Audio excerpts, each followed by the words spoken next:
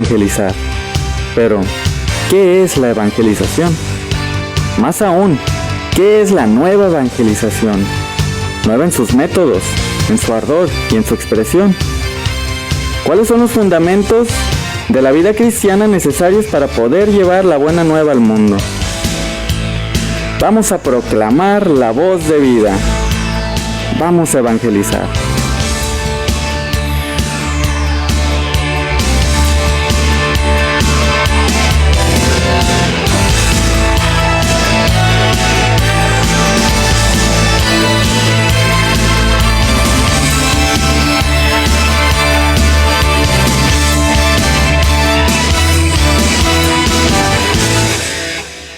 Muy buenas tardes, estamos en Voz de Vida, es nuestra hora de evangelizar y antes de comenzar me gustaría hacerlo con este pasaje de la carta de San Pablo a los Filipenses que nos dice así: tengan entre ustedes los mismos sentimientos que Cristo, el cual, siendo de condición divina, no reivindicó su derecho a ser tratado igual a Dios, sino que se despojó de sí mismo, tomando condición de esclavo, asumiendo semejanza humana, y apareciendo en su porte como hombre, se rebajó a sí mismo, haciéndose obediente hasta la muerte y una muerte de cruz. Por eso Dios lo exaltó y le otorgó el nombre que está sobre todo nombre, para que al nombre de Jesús toda rodilla se doble en los cielos, en la tierra y en los abismos, y toda lengua confiese que Cristo Jesús es el Señor, para gloria de Dios Padre. Te alabamos, te bendecimos y te damos gracias, Señor, por este pasaje, por esta palabra, donde nos dejas ver, Señor, todo lo que tú renunciaste para estar con nosotros, para hacerte uno como nosotros, en todo igual, excepto en el pecado. Gracias porque eres ese Rey que dejó su reino por amor a cada uno de nosotros. Úngenos esta tarde con tu Santo Espíritu, para que podamos tener un corazón ardiente, unos oídos atentos, y tu palabra pueda penetrar hasta lo más profundo de nuestro corazón y llegue a transformarnos, a convertirnos, a hacernos dóciles a las mociones de tu Santo Espíritu, para que demos testimonio de tu amor y vivamos de acuerdo a tus enseñanzas. Todo esto lo ponemos en tus manos por la intercesión de María Santísima, el Señor San José, y los méritos de tu Hijo Jesucristo, que contigo vive, reina y es Dios por los siglos de los siglos. Amén. Bien, muy buenas tardes. Me da mucho gusto estar de regreso después de una larga ausencia. Sí, desde el año pasado que no veníamos por acá, entre las vacaciones de Navidad y Año Nuevo y luego alguno que otro problema de salud, operaciones, en fin.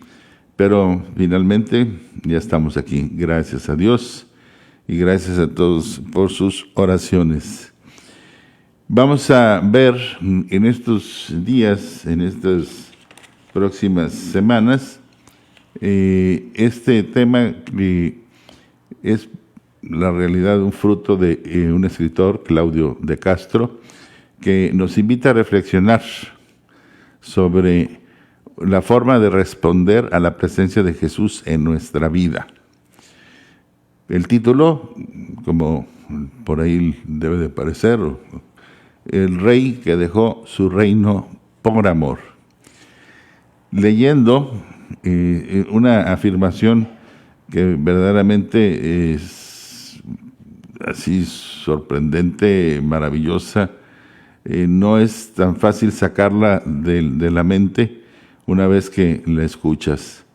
El sagrario favorito de Jesús eres tú. Fíjate muy bien. El sagrario favorito de Jesús eres tú. Y eso es una gran verdad, porque cada vez que comulgamos, nosotros nos convertimos en sagrarios vivos para Jesús. ¿Sí? Así como Jesús habita en el tabernáculo, en el sagrario, tú eres ese tabernáculo, tú eres ese sagrario vivo. donde Jesús vive también. Y es pues una frase y una realidad que debería dejarnos verdaderamente perplejos, algo para reflexionar largamente, porque esto es como cuando vas a recibir algún invitado importante en tu casa. ¿Qué es lo que haces? Preparas todo, pero con anticipación. Tratas de que todo esté de la mejor manera, que nada esté fuera de su lugar. Se barre la casa, se trapea, se limpia, bueno, de que no haya nada de polvo, que brillen ahí todos los cubiertos. Si tienes plata, bueno, pues hasta lo sacas, la mejor vajilla y todo, porque va a llegar ese invitado especial, ese invitado importante a tu casa. Aquí la pregunta sería ¿cómo amanece tu alma? ¿Qué clase de sagrario eres para recibir a Jesús? Recuerda, tú eres el sagrario favorito de Jesús.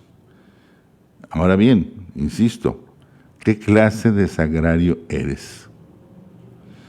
La verdad es que a mí me dio un poco de vergüenza cuando yo escuché esto, cuando yo vi esto, y lo primero que quise hacer fue ir a confesarme.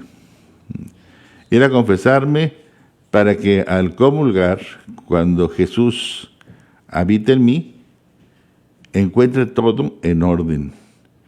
No encuentre esa basura, los pecados que manchan mi alma, sino que llegue y se sienta verdaderamente a gusto, bienvenido, bien recibido, feliz.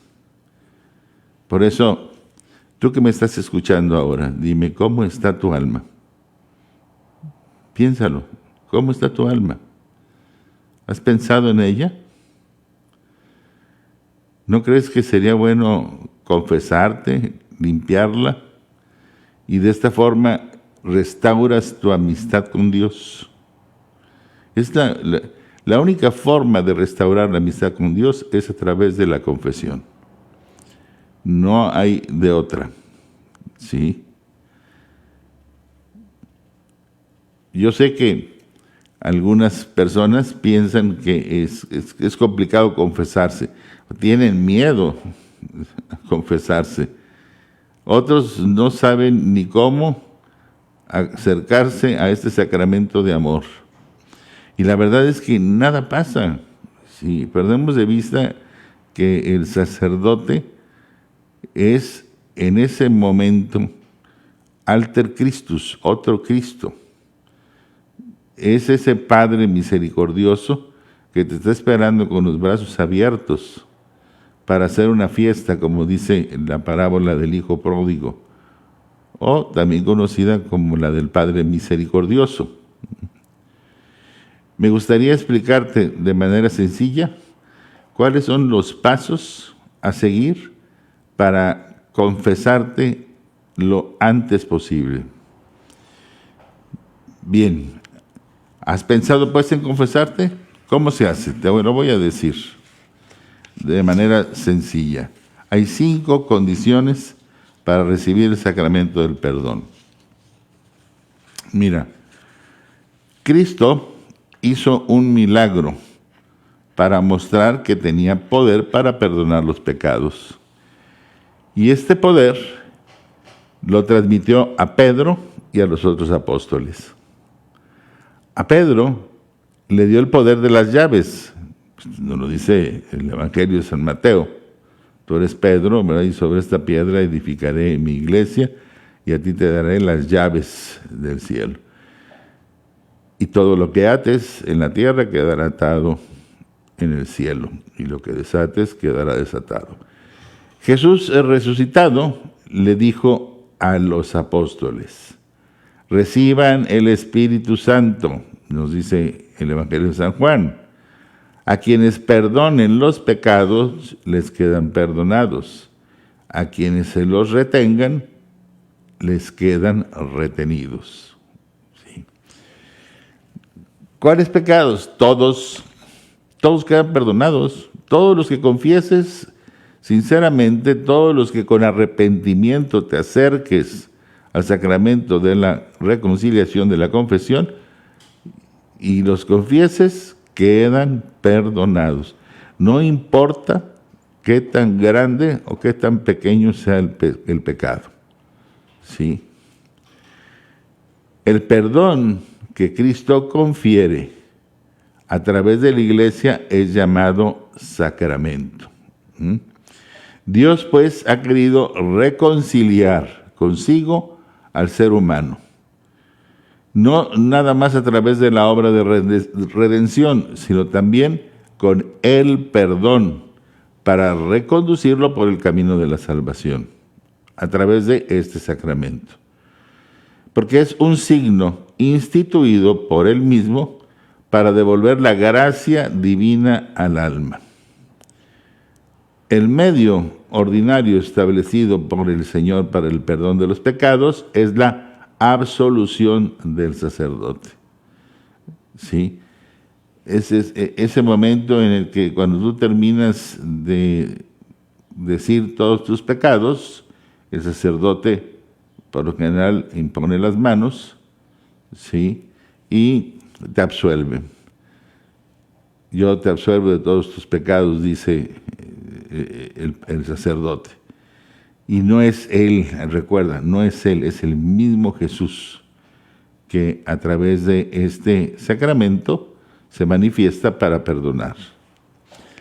La confesión o sacramento de la penitencia o sacramento de la reconciliación es una gran oportunidad verdaderamente para impulsar la vida cristiana, ya sea recuperando la vida de gracia, porque ésta se pierde con el pecado mortal, con el pecado grave, ya sea entonces también reforzándola cuando solo hay pecados veniales. Está reforzando la vida de gracia. Sí. Entonces, la recuperas si hay un pecado grave o se refuerza cuando hay pecados veniales. Quien toma la decisión de confesarse decide en el fondo tener la misma actitud del hijo pródigo, como te lo decía anteriormente. El hijo que desea reconciliarse con el padre al experimentar lo inconveniente que es estar lejos de él. Y esa persona diría lo mismo que el hijo pródigo cuando regresa a casa y le dice al padre: Padre, he pecado contra el cielo y contra ti. Ya no merezco llamarme hijo tuyo. Esto es importante, tiene que haber ese reconocimiento del pecado, reconocimiento sincero, dolor de haber pecado, el dolor de haberme alejado de Dios, de haber perdido su gracia, ¿sí? Y de esa manera entonces se acerca y por eso reconoce que ya no merece llamarse hijo de Dios. ¿Cuándo confesarse? Pues la mejor forma, lo ideal es hacerlo con cierta frecuencia. Es decir, cuando menos una vez al mes, ya de perdida cada 2 meses, pero de preferencia cuando menos una vez al mes. Porque todos pecamos, hombre. El santo más santo peca 7 veces al día. Pero dice por ahí unos dichos, ¿verdad? Dice, pero santo no es el que no peca, sino el que peca y se levanta.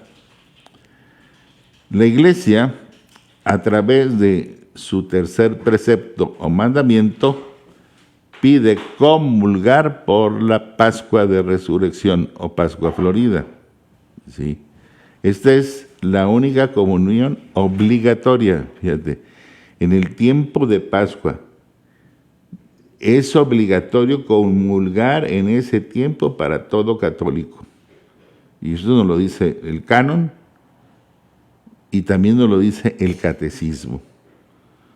Por lo tanto, esto implica como mínimo una confesión al año para comulgar dignamente. ¿Sí? Para comulgar dignamente. Cuando menos una confesión al año, que también podemos decir es obligatoria. ¿Sí?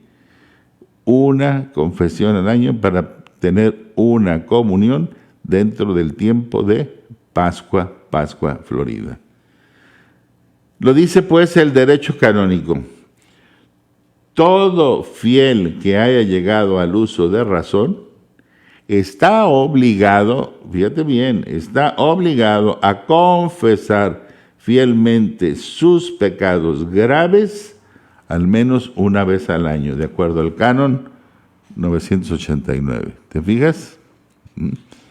Entonces, comunión obligatoria, una vez al año. Confesión, una vez al año. Obligatorio. Pero no perdamos de vista en qué tiempo. En tiempo de Pascua Florida. Y este deseo de reconciliarse con Dios y con la Iglesia debe ir acompañado de una seria preparación, según lo establecido por la Iglesia misma, y no según los propios criterios humanos. Es decir, la Iglesia te da también la guía para que sepas cómo confesarte apropiadamente. ¿Sí? Antes que todo, antes de la confesión propiamente dicha, si la persona lleva muchos años sin confesión, lo mejor es establecer un encuentro previo con el sacerdote donde le exponga su situación personal. No solo para que lo asesore, sino también para que le dedique un tiempo prudencial. El fiel tendrá la seguridad de que el sacerdote le acogerá y ayudará como un hermano en la fe. Entonces, esto es bueno entenderlo de esta forma. ¿Sí? Si tienes mucho tiempo sin confesarte, es mejor que no te acerques directamente a la confesión, porque no vas a saber ni cómo hacerlo. Mejor pide una cita para hablar con el Padre en lo que podríamos llamar buscando una dirección espiritual, donde expongas tu situación de vida y de esta forma estás ya preparándote para después tener o vivir este sacramento, ¿sí?, de la confesión.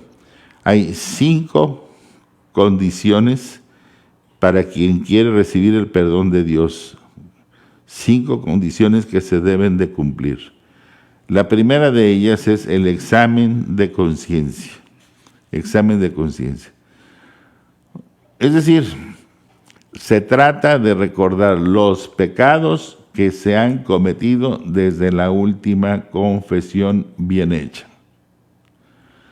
Mirar cuáles han sido los pecados que se han cometido de pensamiento, de palabra, de obra y de omisión.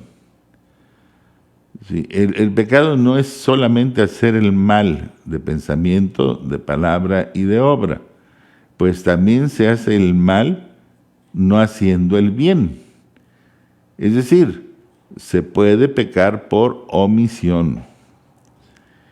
Los pecados por omisión son los pecados cometidos por no pensar lo que se tenía que pensar, por no decir lo que se tenía que decir y por no hacer lo que se tenía que hacer. Para hacer un examen de conciencia hay que confrontar la vida cristiana principalmente a la luz de los 10 mandamientos de la ley de Dios y los preceptos de la Iglesia. Mira, el pecado de omisión yo creo que es uno de los pecados que todo mundo cometemos y ni siquiera lo consideramos, como que se nos pasa en blanco y no tomamos pues verdadera conciencia de que estamos cometiendo ese pecado. cuando decimos que no se dijo lo que se tenía que decir, es decir, alguien que tú conoces, que está contigo, muchas veces son seres queridos, están viviendo una situación de pecado, y tú, por evitar confrontaciones, porque no quieres empezar un debate, lo que sea, te quedas callado y no le haces ver el error en el que está viviendo. Sí. Vamos, es como si Juan Bautista se hubiera quedado callado y no le hubiera dicho nada a Herodes, que estaba casado con la esposa de su hermano, que estaba mal, que estaba viviendo una situación de pecado.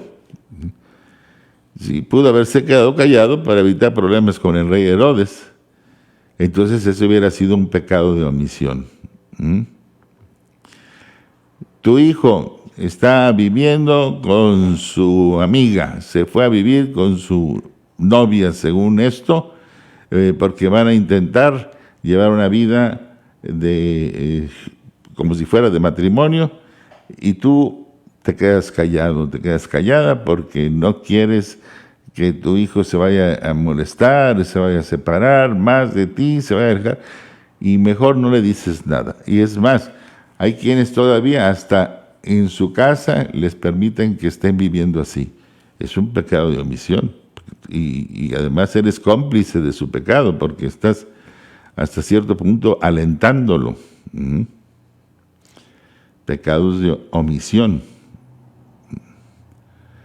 Entonces, por eso es muy importante tener un buen examen de conciencia. ¿Dónde estoy?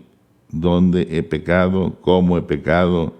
Desde que fue mi última confesión bien hecha. Ok. Segunda condición es la contrición del corazón. Es experimentar un arrepentimiento sincero. Un arrepentimiento sincero. Es como llorar por haber ofendido a un Dios tan bueno. Así de simple. En lo que Dios, esto es en lo que también se llama acto de dolor sincero en el alma por el pecado cometido. Arrepentimiento sincero, fíjate, es como llorar por haber ofendido a Dios.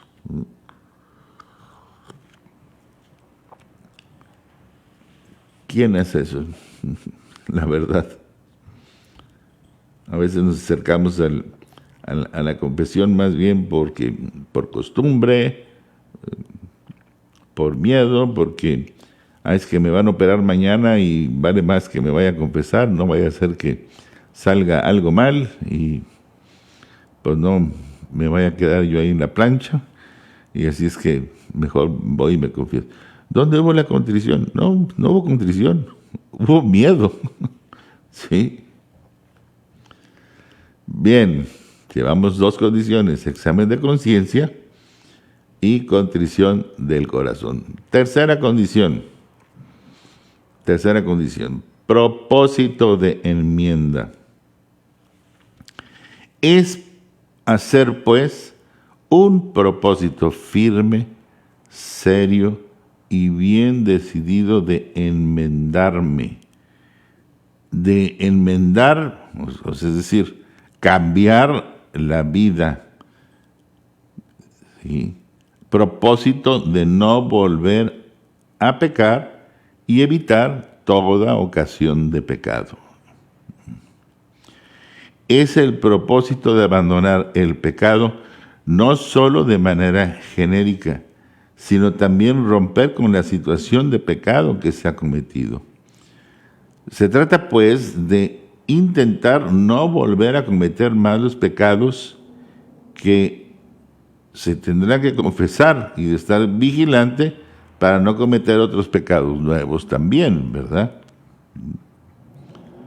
Entonces, si no hay un propósito de enmienda, ¿cuál es el objeto entonces de la confesión?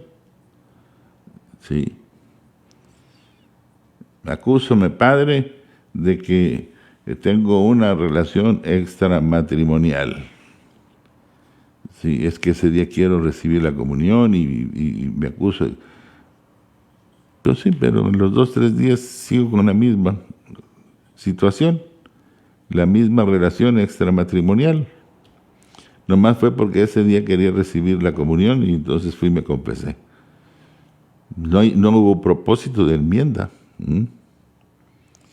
No hay ese deseo de cambiar. San Pablo habla en la carta a los Romanos se requiere de un cambio.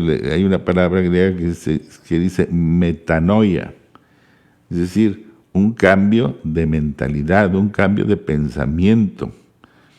Se trata de dejar al hombre viejo para renacer en un hombre nuevo, la mujer vieja para renacer en una mujer nueva, ¿sí? Y cuando decimos es el propósito firme, serio y bien decidido de enmendarse, de no cometer malos pecados, es porque es inevitable. Sí, vamos a seguir pecando, pero que no sea lo mismo. O sea, que la enmienda realmente sea enfocada a aquellos pecados que han sido los más recurrentes. Recuerdo muy bien que hace muchos años, batallando yo con ciertas situaciones personales, el que era mi director espiritual me dijo: empieza por tu problema dominante, tu defecto dominante. Ese es el que tienes que erradicar primero y de ahí te vas poco a poco. Bien, vamos con la cuarta condición. Confesión de boca. Se trata pues de ir donde el sacerdote y decirle los pecados cometidos. No hay que tener vergüenza ni miedo de decirle todo al sacerdote confesor, pues entre otras cosas hay que tener la absoluta seguridad de que el sacerdote guardará el sigilo sacramental. Sí. Mira, si no te dio vergüenza pecar, ¿por qué te va a dar vergüenza confesarlo, no? Si tu pecado fue evidente para ti y para algunos otros que estuvieron ahí contigo. De eso no debe de haber duda. Entonces, no te dio vergüenza. Bueno, ¿para qué te vas a avergonzar al confesarlo? El confesor, además, no se va a escandalizar de nada. Después de todo lo que escuchan, ¿tú crees que se van a escandalizar? Pero de nada absolutamente. Y además te va a recibir con cariño y con misericordia, porque así se reciben a los pecadores arrepentidos. Y te reciben como si fuera el mismo Cristo, porque recuerda, el sacerdote es alter Christus. Entonces, hay que confesar los pecados. Esto es, mira, una recomendación también. Si tú estás en un lugar donde hay una malla y tienes que pasar un montón de fruta por esa malla, y tienes ahí duraznos, peras, manzanas, melones, sandías, papayas, fresas, etcétera, pues tienes que pasar todas al otro lado. Pues si empiezas con las fresas, muy fácil, pero ahí te vas a tardar un buen. ¿Por cuál deberías de empezar? La sandía, la más grande. Porque ya pasando la sandía, todas las demás van a pasar facilito. O sea, pues suelta el pecado más grande al principio. Suéltalo así. Y ya verás que los otros van a salir más facilito. Así. Cuando le toque a la persona acercarse al sacerdote, lo primero que tiene que hacer es persignarse.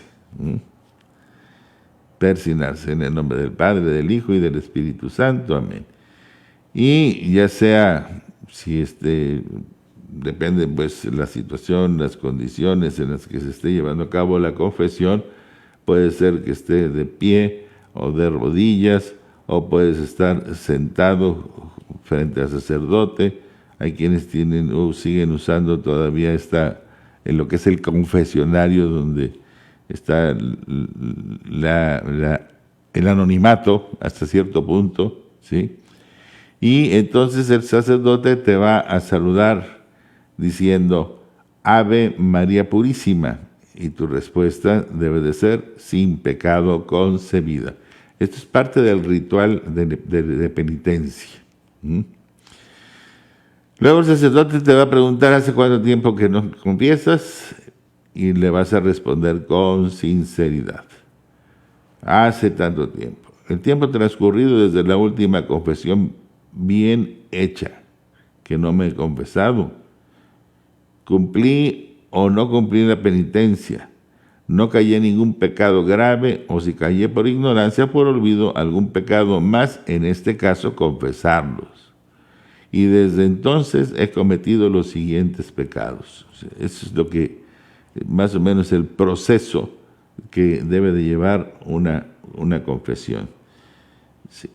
Cuando tú ya estás acostumbrado a la confesión, o cuando ya has una buena preparación, no tienes que decirle ni platicarle al sacerdote detalles que no importan para la confesión. Sí, hay gente que de repente quiere decir los nombres de con quién estaba, de que si el marido o que si la esposa, o sea, son tus pecados, no son los del marido ni los de la esposa. Sí, ni tampoco le importa si fue en San Antonio, en Dallas o en la Patagonia. Eso no le importa tampoco. ¿Sí? Tienes que enfocarte entonces en el pecado propiamente. Por eso es importante la preparación para la confesión.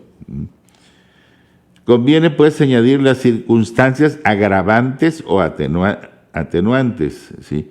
Las veces que se ha cometido cada pecado grave. Si no se recuerda el número exacto de veces, se puede dar alguna aproximación. Padre, me acuso de que he mentido. ¿Cuántas veces? Híjole, la verdad no me acuerdo, Padre, pero yo creo que fácilmente ha sido, pues, hasta poder decir que una diaria, porque si a la hora que me hablan por teléfono de repente les digo, no, dile que no estoy, o que, o sea, al final de cuentas mentira es mentira, ¿verdad? Y al final, cuando el feligrés ha creído que ha confesado todo, podrá decir, me acuso también y me arrepiento de todos los pecados que en mi vida pasado he confesado mal o he olvidado. Ándale, pues, así queda todo perdonado. No se puede callar, pues, ningún pecado, ya sea por ignorancia o por un supuesto olvido o por vergüenza. Sí. Nada de que, esto voy a decir que se me olvidó. Mira qué cómodo, ¿verdad? Sí, muy bien, ahora verás. Y para no olvidar los pecados, por nerviosismo y por brevedad de tiempo o por agilidad, se puede llevar una lista bien concreta que luego se podrá quemar, incluso como símbolo de que se rechaza el pecado. Sí, apúntalos, sí, para que no se te olviden. Así vas a poder tener una buena confesión.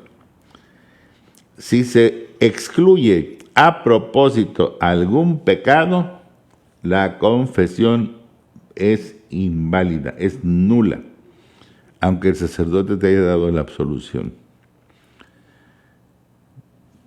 Porque no hubo entonces realmente intención de confesión, una verdadera intención de buscar el perdón. Es importante, lo que te decía hace un momento, no confesar los pecados de los demás, ni decir tampoco lo bueno que se ha hecho. Si confiesas, todo se quedará y vas a terminar con una gran paz en el alma. De lo contrario, mira, el remordimiento no te va a dejar tranquilo, te lo aseguro. Quinta condición y última, la satisfacción de obra. O sea, cumplir la penitencia. Muchos pecados causan daño al prójimo. Es preciso hacer lo posible para repararlo. Por ejemplo, restituir las cosas robadas, restablecer la reputación del que ha sido calumniado, compensar las heridas. Esto, la justicia simplemente te exige esto. Pero además el pecado hiere y debilita al pecador mismo, así como sus relaciones con Dios y con el prójimo. La absolución quita el pecado, pero no remedia todos los desórdenes que el pecado causó. Esto lo sabemos por el mismo Concilio de Trento. Liberado del pecado, el pecador debe todavía recobrar la plena salud espiritual. Por lo tanto, debe hacer algo más para reparar sus pecados. Debe satisfacer de manera apropiada o expiar sus pecados. Y esta satisfacción se llama también penitencia. Son los pasos, pues, que tenemos que estar siguiendo y que están bien señalados en el catecismo de la Iglesia. Por lo tanto, entonces, el sacerdote le va a decir al feligrés la penitencia que tendrá que cumplir para expiar su pecado. Pecado que además tendrá que reparar en el plano humano por el daño que haya causado. Y conviene cumplir la penitencia cuanto antes. Si se ha olvidado, no hay que tener miedo de volver otra vez al confesor para que se lo recuerde, ¿sí? Porque a veces el mismo nerviosismo, ya ni escuchaste bien cuál fue tu penitencia, te querías salir más rápido de lo que pensaste, y cuando estabas a punto de querer cumplir con la penitencia, resulta que se te olvidó. Regresa con el padre y decir, nada más dile, padre, perdóneme, pero ¿qué me dejó de penitencia? Así de simple. Conviene pues cumplir cuanto antes con la penitencia. Y si esto ya no es posible, la persona puede hacer con la intención de cumplir la penitencia alguna obra penitencial o de caridad que le cueste algo, y en la próxima confesión se le puede explicar al confesor lo que ha ocurrido. Padre, la última vez que me confesé no me acordé cuando salí del confesionario de la penitencia que me había puesto el padre, y como tenía tanta gente ya no pude interrumpirlo, pero hice esta obra de caridad o hice esta otra obra penitencial. Eso que tienes que hacer, decírselo al Padre en tu próxima confesión. Si la persona no está en disponibilidad de confesarse cumpliendo a cabalidad todos estos 5 pasos, es mejor que no te acerques al confesionario, no te confieses, ¿sí? Pero si lo has hecho, mira, vas a ver qué sabroso, de verdad, qué sabroso es restaurar nuestra amistad con Dios. Una vez que ya hicimos todos estos pasos, entonces estamos preparados, estamos listos para recibir en este sagrario vivo a Jesús. Así estamos ya, ahora sí. Ven, Señor Jesús.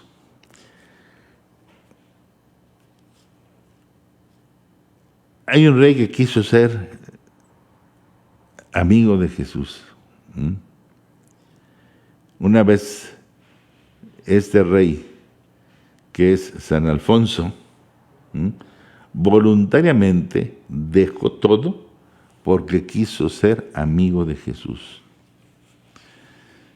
Dejó las comodidades de su reino, decidió mudarse en la casa que están alquilando al lado de la suya y vivir como cualquier mortal, sin lujos, sin tratamiento especial, todo porque estaba deseando simplemente estar con Jesús. Imagínate, es un rey que quiso ser amigo de Jesús, ser su amigo para que lo conociera mejor.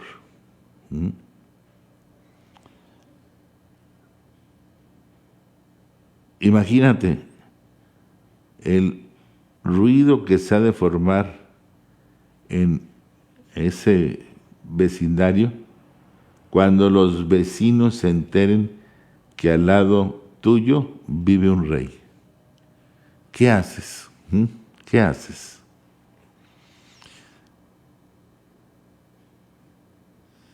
Sí.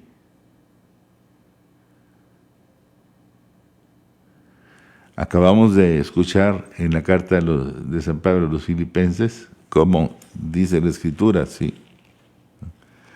Siendo de condición divina, no reivindicó su derecho a ser tratado igual a Dios, sino que se despojó de sí mismo, tomando condición de esclavo. Tomando condición de esclavo. ¿No lo dice esto las Escrituras? Sí, aquí está perfectamente claro. Asumiendo semejanza humana y apareciendo en su porte como hombre, se rebajó a sí mismo. Se rebajó a sí mismo.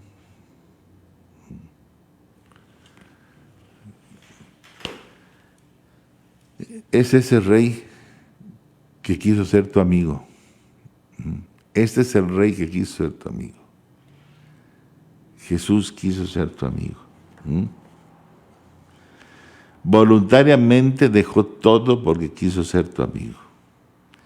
Como dice la Escritura, dejó sus condiciones de rey, de Dios, sus comunidades propias de su reino, y decidió mudarse a la casa que está ahí en tu barrio, en tu vecindario, es decir, ahí en tu parroquia, para vivir como cualquiera, encerrado muchas veces ahí, nada más en un tabernáculo, donde no vas ni a visitarlo.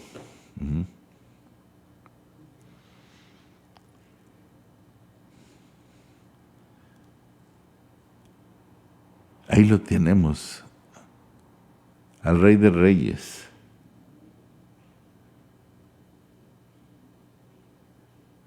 Aquí hay parroquias en el que está expuesto el Santísimo, el Rey está ahí presente las 24 horas del día, y es triste ver cómo tan poca gente va a verlo, va a estar con él, va a visitar al amigo. Quiero convencerme de que tú en algún momento, con mucha humildad y gratitud, irás a verlo, con obsequios.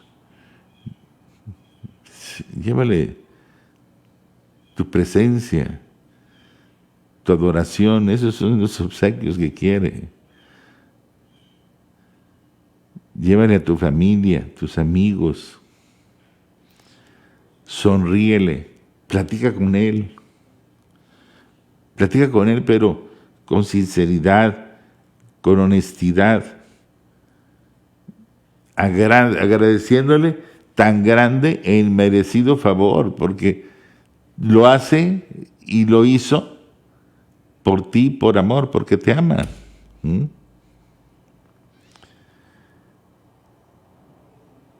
Y yo te aseguro que si lo haces alguna vez, esto se irá siendo más frecuente, para que no se sienta solo, para que él pueda comprobar que verdaderamente le amas, que verdaderamente lo aprecias. Él está ahí esperándote, esperándote.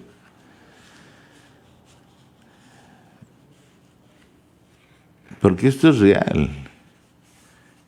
Este rey que te hablo existe, bajo del cielo. Nos lo dicen las Escrituras, ¿no?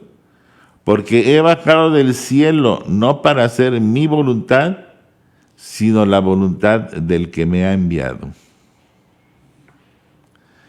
Y sabemos que Cristo es rey porque él mismo lo declaró. Pilato le preguntó, entonces, ¿tú eres rey? Jesús le respondió, tú lo has dicho, yo soy rey.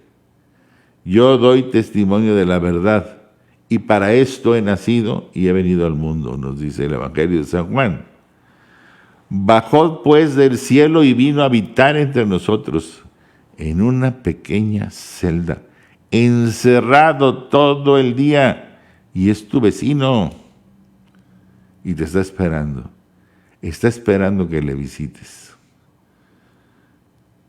Su pequeña casa es ese sagrario. ¿Sabes lo que es el sagrario donde habita Jesús? Te lo voy a explicar ahora, mira. Y te voy a decir lo que es y por qué visitarlo da tanta paz. Una respuesta eficaz a la pregunta sobre qué hacer ante los difíciles momentos que estamos viviendo en el mundo es esta.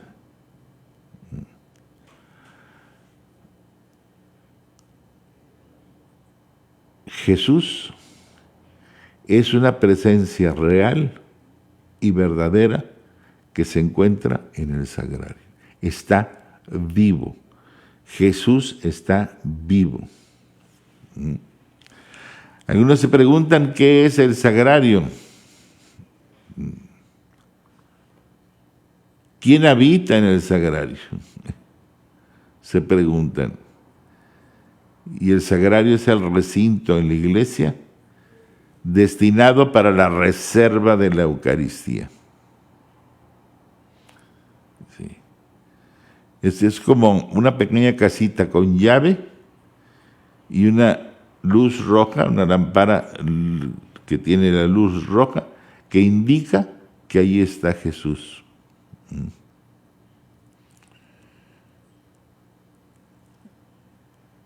El sacerdote guarda en el sagrario las hostias consagradas que no fueron consumidas durante la misa. Y los católicos pueden y deben acercarse a los sagrarios sabiendo que en ellos habita este prisionero de amor, el amigo de amigos, el rey de reyes, Jesús sacramentado.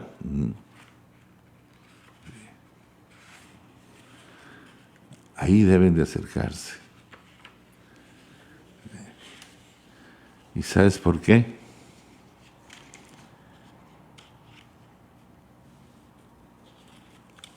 Por una limosna de cariño. Una limosna de cariño.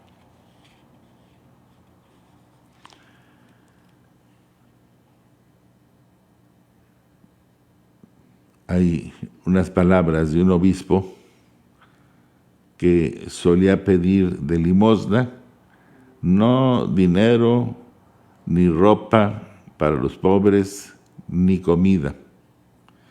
Él pedía gestos de amor para Jesús en los agrarios abandonados.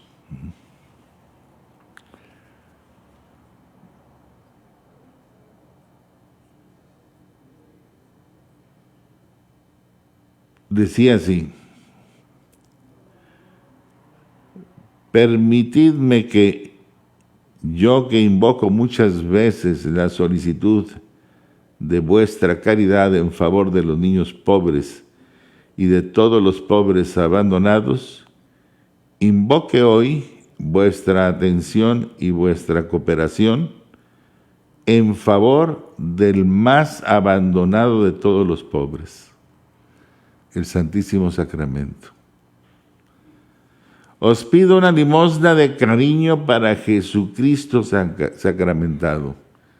Esto lo decía San Manuel González. Por favor, no dejes solo a Jesús, anda a verlo. Es un prisionero de amor en espera de nuestro afecto y compañía. Recupera fuerzas y esperanza. Yo recuerdo, y esto es algo que yo sigo practicando, porque desde niño en Guadalajara, cada vez que iba con mi mamá o con mi papá, y cada vez que pasábamos por una iglesia, pues yo veía a mi mamá que se persinaba y yo empecé a hacerlo también, hasta que pregunté por qué se decía. Y mi madre me dijo que porque en la iglesia estaba el sagrario, sí, y en el sagrario estaba Jesús vivo.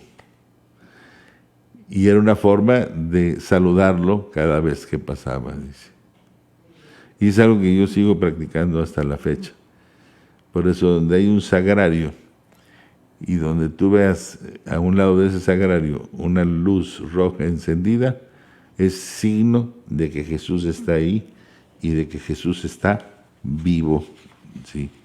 Eso no tengas duda, ahí se encuentra, ¿sí?